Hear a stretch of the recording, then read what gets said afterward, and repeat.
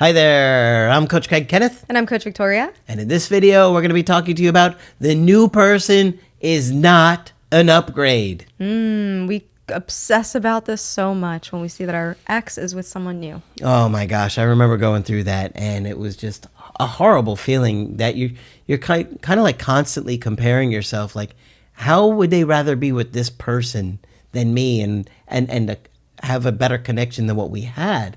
And it's so hard to turn that off when you're in that, breakup and you're trying to focus on what you're supposed to be doing in no contact to heal. But it can be really overwhelming. Right. And in our mind, we are so imaginative, right? So we might get a little bit of information and our brain goes wild with it. Our imagination goes wild. We like to fill in all the blanks. We try to concoct this character of the new person that they're dating and what they're like and how they're better than us in every single way. And it's almost like our brain is trying to protect us from our own insecurities, right? We know what our insecurities are, and so we concoct this person that doesn't have any of those and is better at everything that we're good at, right? We're just convinced they're going to ride off into the sunset. Yeah. And Margaret used to tell me that all the time. They're not going to ride off into the sunset. And I was convinced.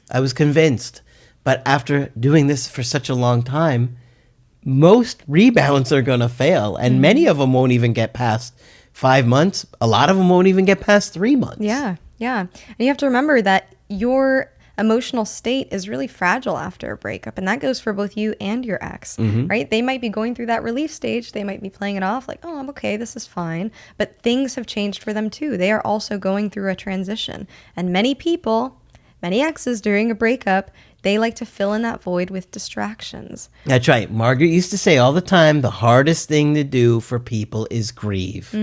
So they do the distractions. Right. And they will find whatever is easiest to grab at, right? Whatever is most convenient, whatever is shiniest. And they're initially, because they're in that relief stage, looking for something different. Right? Everything is going to feel new and novel and amazing. And so that's what they seek after to distract their brain from the pain of the grief and of the changes that they're going through. And so this can be kind of like slapping a Band-Aid on the problem. And we find that many relationships that happen quickly after a breakup don't last the test of time because they haven't had time to process and self-reflect and grow and take some pause and really invest in themselves and, reestablish their identity. Of course, there are stories where, situations happen differently, but we're saying most of the time and from what we see. Yeah, it's a fantasy. And most of the times it doesn't last, right? Yeah. It does occasionally, but for the most part, it's not going to happen. Right. Okay.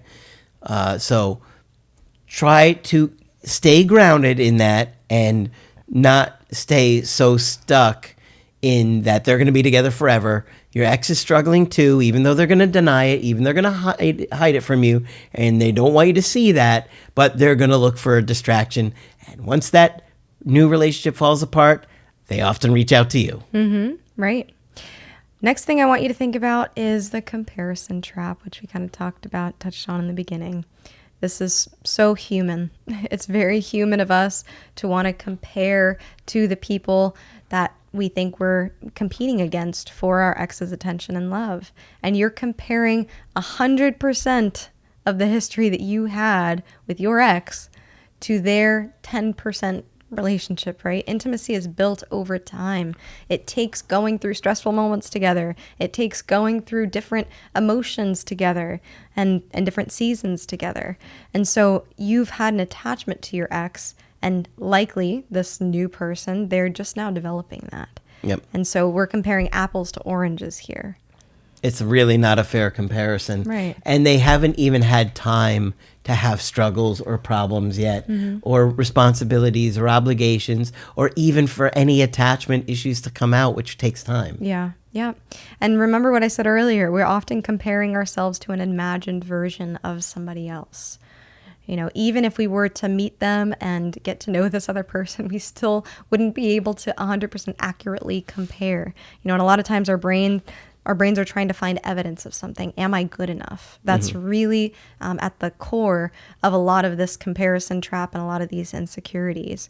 And so that question is a really profound one and is one that plagues people all over the world and over a lifespan for a lot of people. So this is something that deals with self-esteem, with self-confidence, and no matter who your ex is dating, this is going to be something that comes up. So remember that, and that's the part of you that needs nurture and care. Mm-hmm.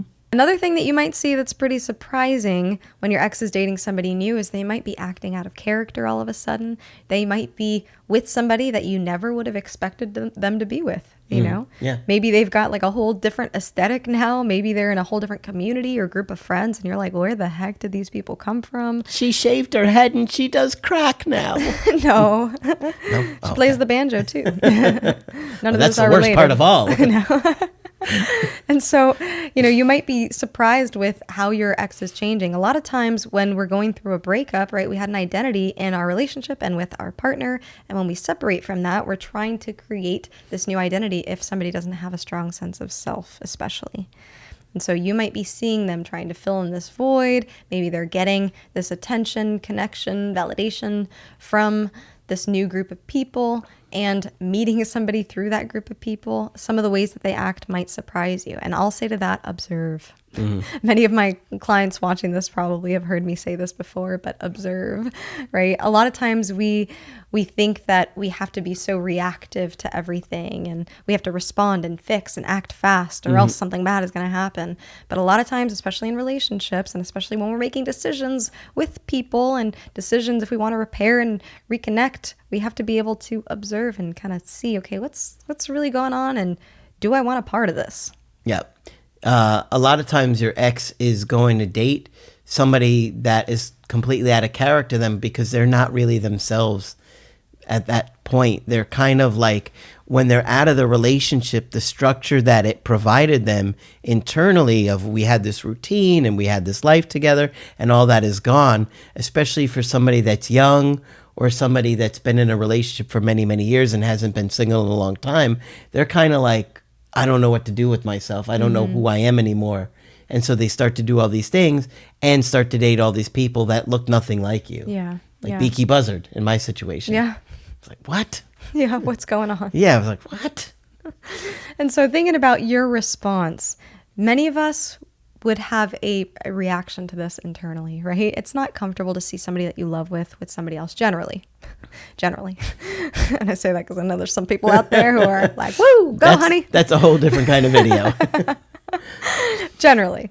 And so typically this is a very painful experience, and we know that this is a hard thing to choose your response, but you still have agency to choose your response even in this kind of a situation. Yep. We do not recommend you lash out. We do not recommend you try to reach out. We do not recommend you try to intervene or interject or object or any of those things. Some of you guys, you can't control yourself and you see them post with somebody new and you lose it.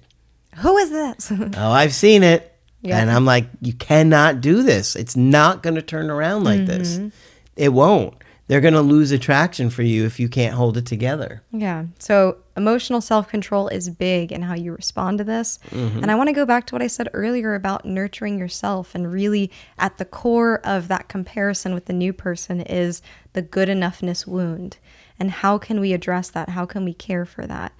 So that's really what we want you to think about in terms of your response here. This is often a lot less about whoever the heck your ex is dating and a lot more about you and how confident you feel in yourself and what you like about yourself and what you can do better and what you want your life to look like. So that's really the direction that we want you to go and to start thinking about. And you also want to consider that they had a long relationship with you. They had a strong bond with you. And there are a lot of reasons for that. Now, if you were doing things to turn them off and made mistakes, you want to fix those things about yourself, and you want to be more present with your partners and learn to be more emotionally attuned and have better emotional self-control and make sure you're not taking someone for granted and all the things that we teach you guys. So if they come back and they take another look at you, that you look like the upgrade over anybody that they can date. Exactly.